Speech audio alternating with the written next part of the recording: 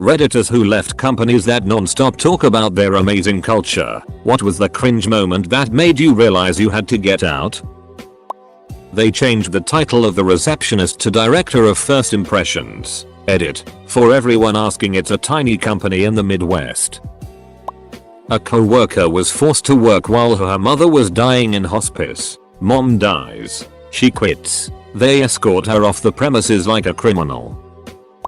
Not my company, but a company from a neighboring building. They had an entire area devoted to football, pinball, billiards, console gaming, and video booths on the ground floor, and it was clearly visible because of the glass windows on street level. Oddly enough, nobody ever used them, and the place was almost always empty save for a few people who use the internet kiosks. When I learned a friend worked there, I asked why nobody would want to take the opportunity to use the awesome looking recreational facility. He told me that people who do use the facility often found it used against them during performance evaluations, even when their use wasn't excessive at all. After a while, word got around and they started avoiding the place altogether. The irony is that their recruitment ads always touts a culture of work hard, play hard.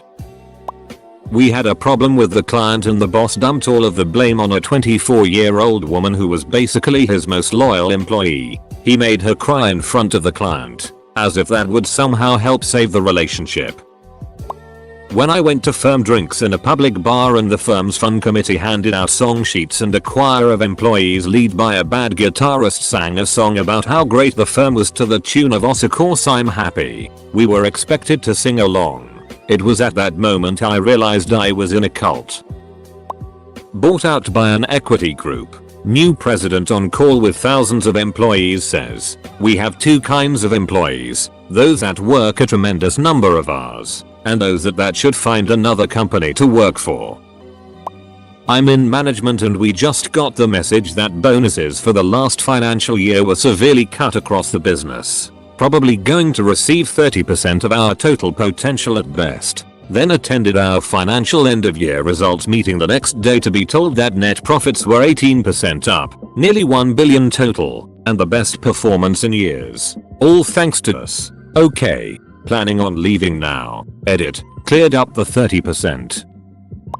Lush. When we couldn't say bathroom on the shop floor and instead had to ask a manager for serenity. Treat every dollar like it was your own. Yaha. Right after we went well over targets for the entire year and then was told a Christmas party wasn't financially viable because expenses. It's one of the biggest hospitality groups in Australia, BTW. When I took a 40% pay cut, with no change in workload, by being moved to salary.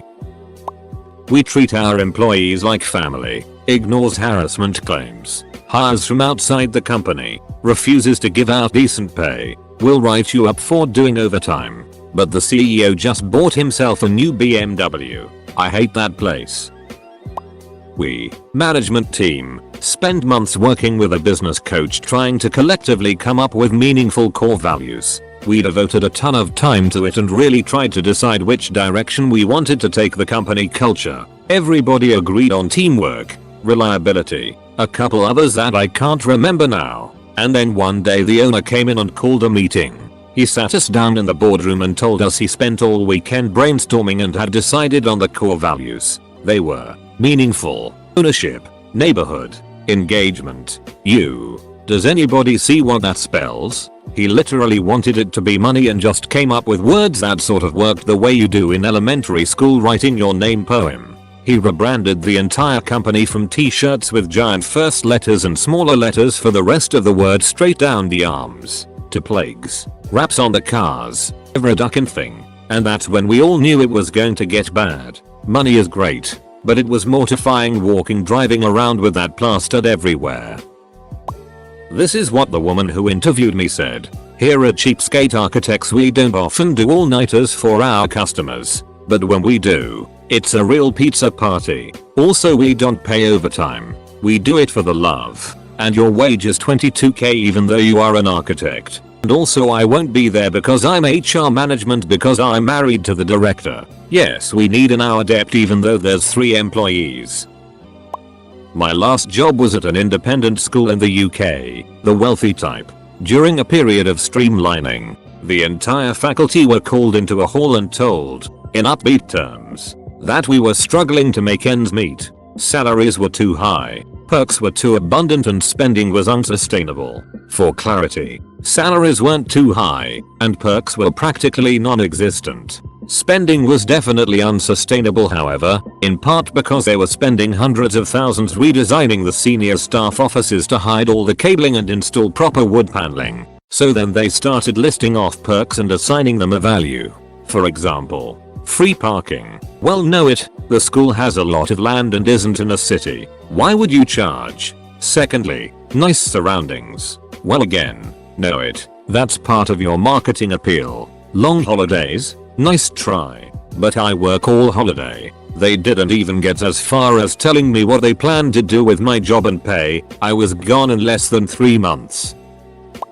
Not me, but my husband worked for 2 weeks for a family owned and operated business that touted how important family was and that they were all one happy family. My husband was on his way to drop our at the time 2-year-old son off at daycare before work when son threw up all over himself. Husband called his employer to tell them what happened and that he needed to take son home and clean him up, but he'd be in a sap. His manager told him he needed to get his priorities straight. He responded with, "You know what? You're right. I won't be back in it all." He was still working part-time at his previous job where they had been sad that he was leaving. So he called them and told them to put him back on the schedule full-time. The family business is currently in the process of liquidating assets before going out of business, and I cackle every time I drive past it. My district manager told me to talk my key holder out of going back to college. Mind you, she wanted to be a doctor. They were proud that no one had degrees. That's fine. But I'm not working 45+ hours a week and mandatory holidays just to sell some shoes. The loyalty my co-workers had was so cringy. They didn't understand how we were being taken advantage of because we didn't get our degrees. Anyways, F you. Going back to school was the best decision I've made. This happened a couple of weeks ago, when HR sent out an email to management, excluding me and about 2 other people, telling them to fraudulently leave good reviews on Glassdoor and to coerce others to do the same. Edit. I'm not exactly on a throwaway, so I'm going to refrain from mentioning the company at this time. However, it looks like this is a common issue and there needs to be a better way to call this out. Had a wall of crazy where the CEO wanted to spend $20k on cool and G stuff for the office and staff could make suggestions, slides, beanbags, napping pods, etc. Project was scrapped when the top suggestions ended up being desks, chairs, working heating, working Wi-Fi, health insurance. Edit. Not American or Swedish. I worked at this business that was real keen on telling everyone they were like a family and chastising me for not going to company parties etc. But that also refused to pay overtime and expected me to work late 2 or 3 times a week, as well as doing a 14-hour-a-day twice a month for stock take end of month. Apparently because we're a family, we were all expected to chip in on the big days, except it was literally just us bottom tier workers who had to stay late. I quit that place and never looked back. When I started actually working on the floor and management was nowhere to be found. I worked at bank and one of my colleagues was stabbed 30 times by a customer. I was completely shaken. The next morning we were taken into a big room and made to sign a document saying we wouldn't sue them. If we didn't sign, we'd lose our jobs. Also, my colleague was stabbed only a month after they got rid of our security guard to save money. Edit. Since so many people have asked, he did survive. He lost an eye and now limps. But he's alive at least. Edit 2. Bank is essentially British Home Depot. When our university's VP explained that the goal of every tenured faculty member was to write enough grants to pay our salaries and replace us with TAs every semester, ideally every undergrad class. Also, we'd be under a hiring freeze but could feel free to be creative and use temporary grant money to hire tenured faculty. Also, we'd all be paying an extra $250 a year in parking fees to fund a new student parking lot. Dear Lord, was I glad I'd already decided to leave. Eater. I cannot identify the state university system in question. The comments suggest that it's not alone in its approach. If you're looking for a good college to attend, ask plenty of questions. For the love of God, ask about accreditation and do not take "we're finalizing it right now" as an answer. Nor "we're accredited by the 3 other colleges we're co-scamming with." If you're more specifically concerned about the problem I describe, ask probing questions about the percentage of classes taught by full-time faculty, and grab copies of the course catalog and campus directory faculty list to check the reality of offerings. I would also ask about advising. Colleges without advising staff offload that duty onto professors, and that can make it very difficult to get your advisor's attention. I worked at Outback. The amount of team meetings and mandatory enthusiasm was ridiculous. I was given the chance to backpack across Europe with some friends for about 3 weeks one summer. I told my manager and she goes, 3 weeks? I don't know. You'll really have to work hard up until then and then I'll let you know if you can take that time off. I straight up told her it's not if you let me go, it's if you still let me work here when I get back. When I got back I immediately started looking for new jobs. My last job was for a large cinema chain. The incentive of working there was free movies and great culture with the colleagues. This seemed great on paper. There were 5 pillars of the company, a newish thing since they were bought out, one of them being Ossifin. Now I worked at one of the largest branches in the company, with 50ish employees at the time. Every morning before we opened the doors, the managers made us huddle together like a football team and gave us our morning pep talk. Alright guys, listen up. Today is going to be great. We've got the new X movie and whoever sells the most of Y promotional item gets a free soda drink. Woo. Go go go. It's going to be amazing. Can you top this week's record for best reviews? Whoever gets the most good reviews today gets a free popcorn. Whoa. Man. I hated it so much. No one cared, but they preached this speech at the beginning of every shift change despite every single employee being completely deadpan. It was like a school care worker trying to get adults to play bricks and build the tallest tower. Awful. I learned at an internship that we work hard and play hard means we want you to work 75-hour weeks. But sometimes we'll put donuts in the break room. When attending a management retreat, and was pressured into buying charity raffle tickets I couldn't afford.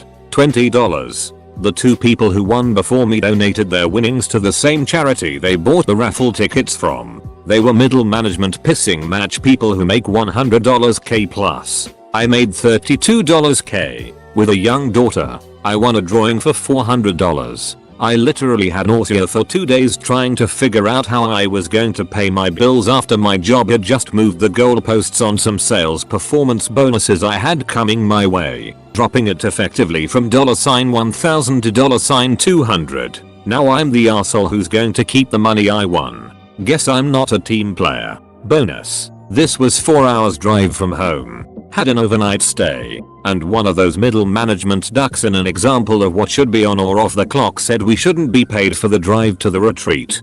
Duck you. I was on the clock from the time I left Friday until I got home Sunday. If you're forcing me to be somewhere as part of my job, it's all on the clock. My district manager didn't like that, and I was already looking for the door. This is for Flight Centre headquartered in Brisbane, Australia, but they are a global company trading under many names. I think it's Liberty Travel in the States. Anyway, everything about the company internally screams cringe. Everyone treats the CEO like a ducking god. His name is Screw, and when he takes a selfie it's called a scroofy. Ugh. And they opened a foreign exchange ATM at the head office that they called a scrutum, which sounds like scrotum if you ask me. It's duckin' ridiculous. When I was asked to sleep with a potential client, edit, the rest of the story. At the time I was in my early 20s. I'm female. Looking back I realize I had more going one looks wise than I knew back then. This was decades ago. My boss, business owner, always told us that he thought of the office as one big family. He also referred to the female employees as his girls. A new client is coming into the office. My boss called me into his office and told me he was going to give me the company credit card so I could take the potential new client out for dinner and drinks. He told me to sleep with him. We need this client if everyone wants to get paid. Nice added pressure. I said no and the next day quit. A couple of months earlier my boss had invited me over to his house for dinner with his family and a swim in his pool because he said he knew how hard I had been working.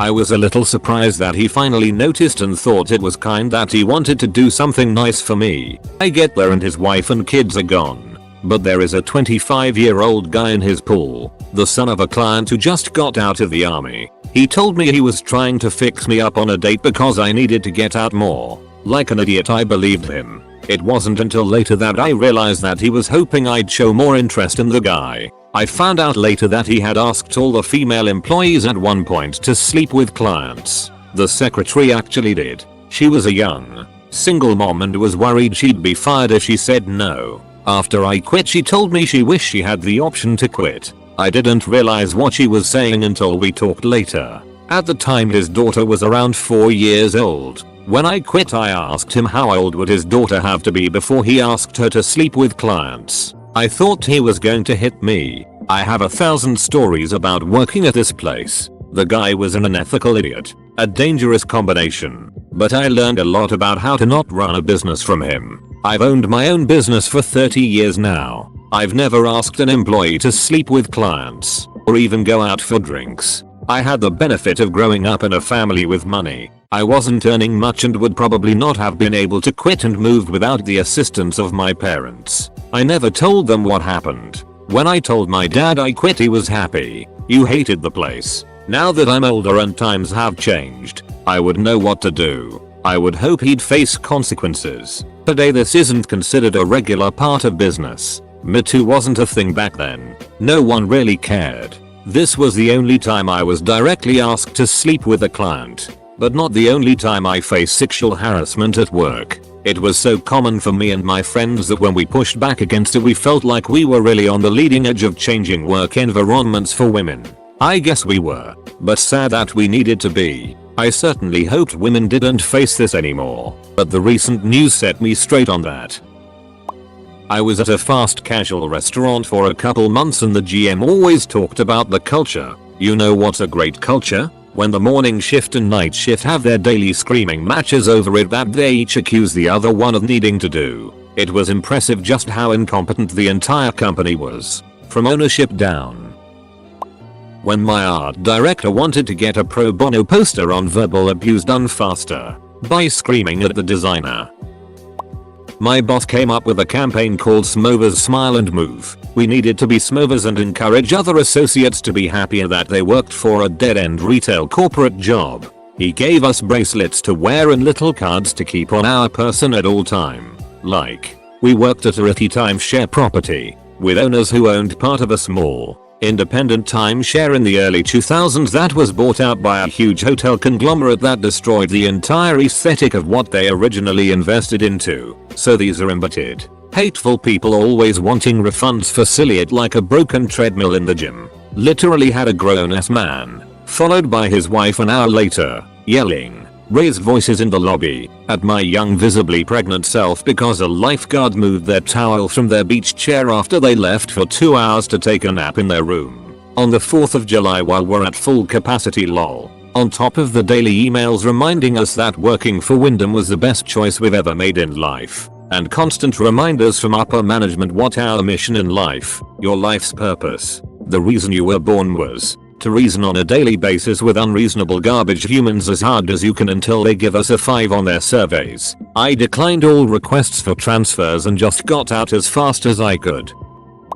Last year I was working as a subcontractor and I was assigned a new place of work. Just 2 weeks after I started, the new boss wanted to hire me. He put down a contract where, compared to my current contract, pay was down 25%. Average weekly hours went up by 20%. Vacation days went down by 10% and I wouldn't have a company car for personal use anymore. Before he actually handed me the contract to read it, he said, I will only make you this offer once, but it's only valid if you change all your pictures on your social media and you sell your car. It's too flashy for our company. How about no? Pizza Hut. Where will Pizza Hut take you? During the interview I was told the work is hard but we feel like a family and we can always itch about the bad customers after a shift. The people there were horrible. The managers made you do 2 people's jobs for less money. I was paid minimum wage for my age, $4.00 an hour, and the company purposely brought on 16-year-olds for that reason. I was also told that they didn't have enough money to pay me, so my shift was cancelled. I was told I'd be paid to complete my training, and I wasn't. Our manager would fling the corks of Prosecco bottles at the waitresses to make them scared. There would be regular breakdowns from cooks and waiters. I would regularly get screamed at in front of the whole restaurant for silly things like the knives and forks not being straight enough, even though they would leave me by myself, as in, I was the only waiter still working. 1 week after my first shift, the waitresses would always itch about the other people in the restaurant, and would shout at me for asking questions. Even on my first day, at one point an outside chef was brought in from a different restaurant and he didn't realize he had to wash up cutlery because he doesn't have to as his place. That's an entirely separate job. So we ran out of cutlery and the two more experienced waitresses, instead of helping me and washing up the cutlery or teaching me how to do it myself, would just hoard the cutlery, so it was me that would run out. Then my manager would have another go at me. Duck that place. When I had to phone around to the corporation leaders to find out why none of the mechanics I had interviewed were hired. The mechanics had come from all over the country, and some had waited patiently for months to know if they got the job or not. Turned out the CEO had changed his mind and wanted me to take care of all mechanic work. I was a factory manager, but they knew I'd be upset, so neither he, HR or the COO wanted to be the one to tell me. I worked for a company that prides itself on being in the top 100 places to work in the US. They bought the hospital I was working for currently while I was doing IT work there. For a year they let me stay at the current hospital I was at. I worked with a team for countless hours getting ready to switch out IT infrastructure over to match the place's new software, etc. We changed out all 900 computers at our location. After that was done, I was then told that in the next few months I would have to commute to the main campus to keep my job. A drive that for me was over 5 hours round trip. They did not offer me to transfer or even pay compensation for driving there. I was literally forced to quit at this point. All because a new manager took over on the new fiscal year and decided that the IT department I was in needed to all be at the main campus. Got hired on that. The company treats everyone like family and everyone has each other's backs. You're allowed to call out 6 times in a year period before termination, which is reasonable. When trying to acquire an ADA to accommodate for days missed due to an illness, my manager tried to talk me out of getting it, saying it would look bad on my part. Went through the steps of getting the ADA and then got threatened with termination for missing days because my calling off clearly wasn't related to my illness. Called out my manager for not working with my accommodation. He just shrugged and said that sometimes getting fired builds character. When they did their own Harlem Shake video, well after the meme was dead, I didn't leave right after that, but that was the moment that made me realize that maybe this company wasn't as hip and on top of trends as they claimed to be. I worked in a call center for one of the big 4. My personal moment was when I got my $2,000 bonus withheld. I was 22, so it wasn't chump change, because I had to stop taking calls and answer our new hires questions. My bosses would be MIA for 4 hours at a time and people needed help. I figured it showed initiative and also kept the operation moving along since I was one of the top 10 reps they had. I was mistaken. I worked at an animal hospital that wanted to be, and probably is to some, the best hospital in the city. Had the most modern equipment, looked incredibly nice inside, good Yelp ratings, etc. On top of that, we were told during hiring that we were a huge family and everyone loved each other. This couldn't be more wrong. This place was the epitome of superficial. The turnaround rate was out of control and people absolutely hated each other. The pay was horrible, even though we charged double the amount of any other hospital for our extensive care. I give management some credit for their effort, but it was more about hiding issues instead of addressing them. We couldn't talk about our concerns because it was considered gossip and people were fired frequently for this. And apparently they've now put audio recording throughout the hospital to listen in on employees' conversations. I honestly don't know how anyone still works there. Hearing our CEO say compensation is only one part of the employment experience during an earnings call when he was answering complaints about underpaying his employees after we reported record profits. It was a union shop, roughly 150 union employees and 50 company employees. The company always said how the people were their most important asset. Yet they segregated themselves by having a Christmas party just for them. No union allowed. I was seen as the poor kid in the group because I hadn't been able to buy $600 worth of tools the first month. Come my first and only review, it went something like this. Manager: okay, you haven't been able to afford the required toolkit, so that's worked against your performance review. Also, you need to improve. Me: okay, what do you mean by improve? Manager: you just need to improve. Me: okay, I get that I need to improve. Like, what specifically is an example of that? Manager: we've tried pairing you with a variety of techs and they agree you need to improve. Me: okay, name a recent job where I could have improved. Manager: the generic name, contract. Me: alright, what specifically about that contract could I have improved on? Can I have an example? Manager: you just need to improve. Now I've already said that repeatedly now. You need to stop making me repeat myself. Me: oh, you're right, I agree, I think I do need to stop working here. I'm out. I was told by management that because I was part-time I had to work extra hours. Granted, the money was good, but the exploitation wasn't fun. Duck Hilton and duck working in hotels. It can be truly rewarding at times, but it's mostly 12 hours days working to please idiots. I had just finished a 108-hour week because a server got hacked. The server in question was one I warned them about and said it was vulnerable, and we also had no contingency plan if it went down. But a 5K server just wasn't in the budget, which we ended up getting when it got compromised anyways. So I go in and ask for some comp time. Since I'm salaried, they told me I could leave at 2-3 hours early on a Friday sometime. Things turned out good though. I left for a job with better pay and I'm still there 4 years later. I just worked a 60-hour week due to a deadline, but of my own accord. No one said I had to. My boss told me to take Friday off and not use any PTO, on his own initiative. I didn't even ask for it. When I was bullied into working 76 hours a week because they could find other managers to cover the shifts, but when I went on stress leave they miraculously managed to get all my hours covered with no one else working over 38 hours. I can't say I've had a job where I needed to get out, but I've had a few that set unrealistic, dishonest expectations for their culture. Got a job at a warehouse just out of high school. On orientation day they told us all that we believe that you don't live to work. You work so that you can live. Then they scheduled me 70 hours a week. Fortunately that was just a summer job. In college, I worked at Wendy's and they kept telling us that we were a family. I remember thinking, nope, you're just the means by which I pay my bills while I get an education. I won't even remember half of you within a year of quitting. I was right.